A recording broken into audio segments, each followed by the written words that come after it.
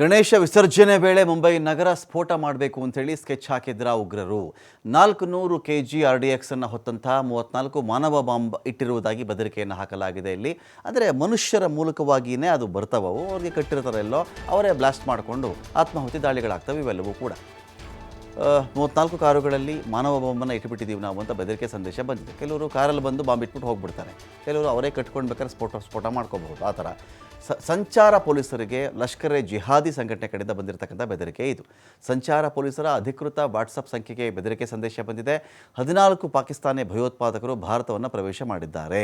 ಸ್ಫೋಟಗಳಿಗೆ 400 KG RDX ಅನ್ನು ಬಳಸಲಾಗುವುದು ಅಂತ ಹೇಳಿ ಸಂದೇಶ ಇದೆ. ಬೆದರಿಕೆ ಸಂದೇಶ ಬರ್ತಾ ಇದ್ದಂತೆಯೇ ಪೊಲೀಸರು ಕಟ್ಟೆಚ್ಚರ ವಹಿಸಿದ್ದಾರೆ, ಭದ್ರತೆಯನ್ನು ಹೆಚ್ಚಳ ಮಾಡ್ತಾ ಇದ್ದಾರೆ. ಬೆದರಿಕೆ ಸಂದೇಶದ ಮೂಲ ತನಿಖೆ ಮಾಡಬೇಕು ಅಂತೇಳಿ ಪೊಲೀಸರು ಸಜ್ಜಾಗಿದ್ದಾರೆ. ನಾಳೆ ಮುಂಬೈನಲ್ಲಿ ನಡೆಯಲಿದೆ ಗಣೇಶ ವಿಸರ್ಜನೆಯ ಸಮಾರಂಭ. ಅನಂತ ಚತುರ್ದಶಿ ಇರೋದರಿಂದ ಅನಂತರ ಚತುರ್ದಶಿ ಇರೋದರಿಂದ ಲಕ್ಷಾಂತರ ಜನ ಸೇರುವಂಥ ಸಾಧ್ಯತೆ ಕೂಡ ಇದೆ ಅಲ್ಲಿ. ಇದಕ್ಕಿಂತ ಮುಂಚೆ ದಿನಾನೇ ಬಾಂಬ್ ಸ್ಫೋಟದ ಬೆದರಿಕೆ ಸಂದೇಶ ಇಲ್ಲಿಗೆ ಬಂದಿದೆ.